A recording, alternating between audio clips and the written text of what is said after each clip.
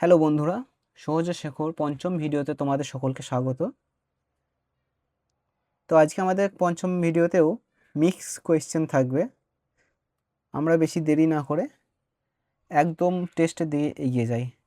আর তোমাদেরকে বলে রাখি, আমার ভিডিও আসার আগে আমার ওয়েবসাইটে টেস্টগুলি আগে থেকেই চলে আসে, তোমরা আগে থেকে গিয়ে দেখতে পারো টেস্টগুলো। তোমাদের মক টেস্টের লিস্টে গেলে তোমরা দেখতে পাবে এই মুহূর্তে 5টি চলে এসেছে।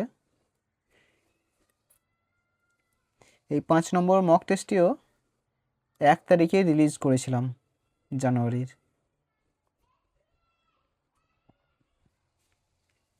5 নম্বর মক টেস্টের কোশ্চেনগুলো আমি নিজেই সেট করেছি। তো আমরা স্টার্ট করি মক টেস্ট 5 নম্বর। তো প্রথমে আমাদের কোশ্চেন চলে এসেছে, শান্তিস্থল বা শান্তিবন সমাধিক্ষেত্রটি কার? এই কোশ্চেনটির আনসার হয়ে যাবে জওহরলাল নেহেরু।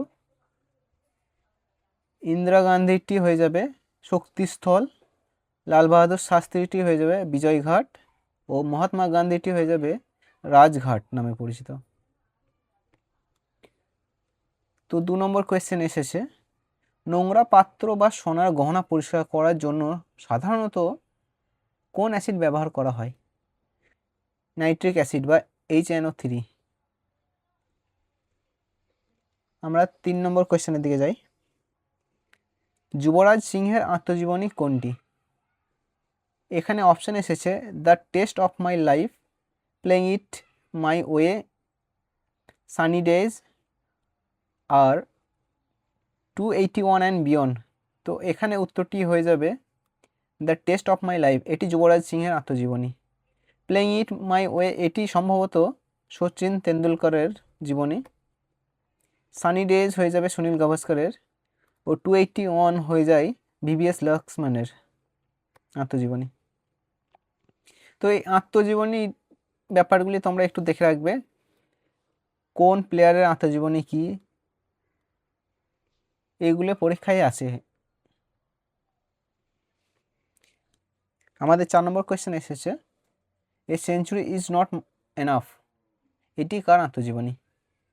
তো আগের কোয়েশ্চেনেই বললাম এই ধরনের কোয়েশ্চেন একটি না একটি কমন থাকেই প্রত্যেকটি পরীক্ষায়। তোমরা প্রত্যেকটি প্লেয়ারের আত্মজীবনীগুলি জেনে রাখার চেষ্টা করবে। তো a century is not enough এটি সৌরভ গাঙ্গুলির আত্মজীবনী।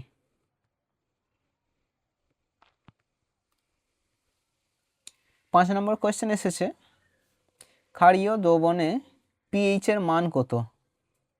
তো এটির উত্তর হয়ে যাবে 7-এর বেশি, আর 7-এর কম হলে সেটি অ্যালকালাইন বা আম্লিক হয়ে যায় বা অ্যাসিডিকও বলতে পারো।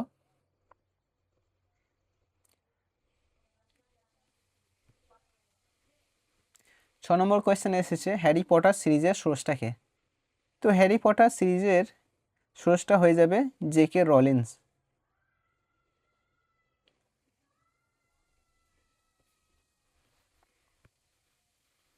পরের কোয়েশ্চেন এসেছে, স্থির তাপমাত্রায় নির্দিষ্ট ভরের গ্যাসের চাপ ও আয়তনের গুণফল ধ্রুবক, এটি কার সূত্র?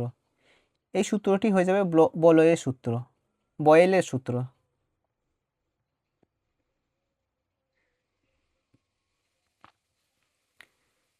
8 নম্বরে এসেছে, পরমাণুর নিউক্লিয়াসকে যে ভাঙা যায় বা কৃত্রিম মৌলান্তর ঘটানো সম্ভব, এ কথা প্রথম কে প্রমাণিত করেন?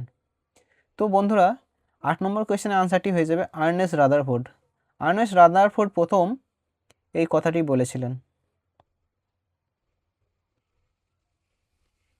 9 নম্বরে কোয়েশ্চেন এসেছে, ওয়ার্ল্ড পোলিও ডে কত তারিখে পালিত হয়?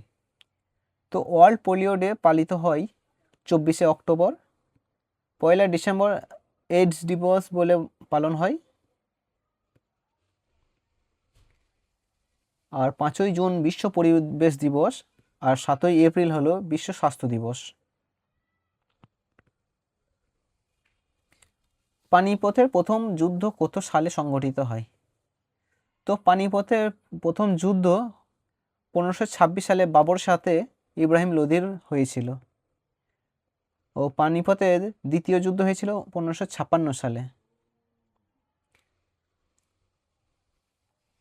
1761 সালে পানিপথে তৃতীয় বিশ্বযুদ্ধ হয়েছিল ও 1757 সালে হয়েছিল পলাশির যুদ্ধ। ভারতের দীর্ঘতম নদীর নাম কি? 11 নম্বর কোশ্চেনের আনসারটি হয়ে যাবে গঙ্গা।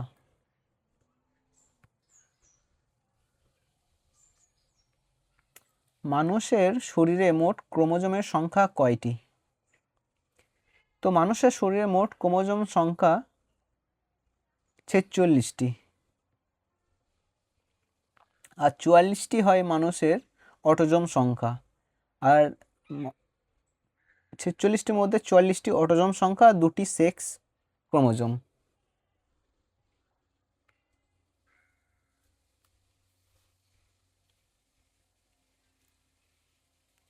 তেরো নম্বরে এসেছে ভারতীয় সংবিধানের জনক বা রূপকার কাকে বলা হয়?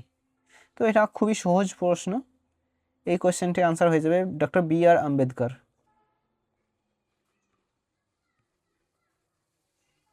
বৈদ্যুতিক বাল্বের ফিলামেন্ট কি দিয়ে তৈরি হয়? তো বৈদ্যুতিক বাল্বের ফিলামেন্ট টাংস্টেন দিয়ে তৈরি হয়, কারণ এটি উচ্চ গলনাঙ্ক বিশিষ্ট ধাতু, যার গলনাঙ্ক প্রায় 3380 ডিগ্রি সেলসিয়াস।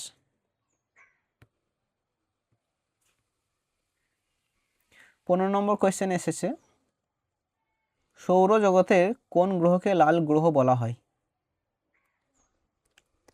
তো সৌরজগতের মঙ্গল গ্রহকে লাল গ্রহ বলা হয়। বুধ হলো সৌরজগতের সবচেয়ে কাছের গ্রহ। শুক্র হলো সৌরজগতের সবচেয়ে উজ্জ্বল গ্রহ, যেটা আমরা শুকতারা বলেও চিনি। আবার বৃহস্পতি হলো সৌরজগতের সবচেয়ে বড় গ্রহ।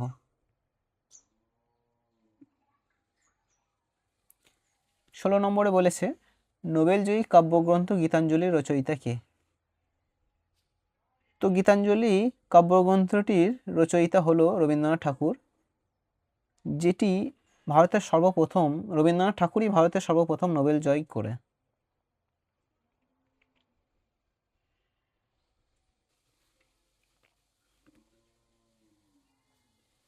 সতেরো নম্বর কোয়েশ্চেনে এসেছে স্বরাজ আমার জন্মগত অধিকার, এই বিখ্যাত উক্তিটি কার? এই উক্তিটি ছিল বাল গঙ্গাধর তিলকের।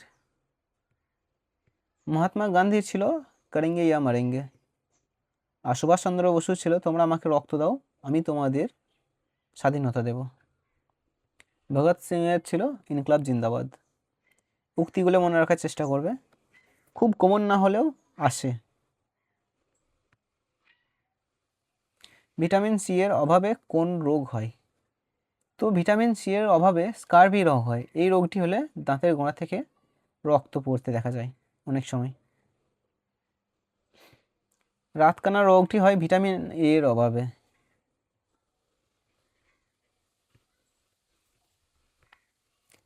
ভারতের বর্তমান রাজধানীর নাম কি?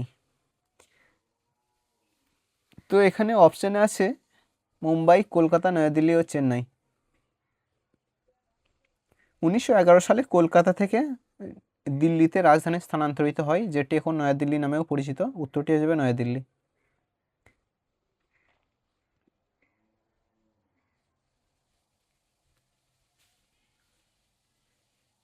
আমাদের 20 নম্বর অন্তিম কোয়েশ্চেনটি এসেছে অলিম্পিক খেলা সাধারণত কত বছর অন্তর অনুষ্ঠিত হয়? তো এই কোয়েশ্চেনটির আনসার হয়ে যাবে 4 বছর। সাধারণত 4 বছর পর পর অলিম্পিক খেলা অনুষ্ঠিত হয়। তো আমার ভিডিও কেমন তোমরা আমাকে কমেন্টে জানিও আমার ভিডিওগুলি কেমন লাগছে, কোয়েশ্চেনগুলি আরও টাফ করা দরকার বা কেমন দরকার, সেগুলি অবশ্যই তোমার মতামতটি কমেন্টে জানাবে। ভিডিওতে আমি আরও কি ভালো করতে পারি সেটি অবশ্যই জানাবে, আর একটি করে লাইক দেওয়ার চেষ্টা করবে।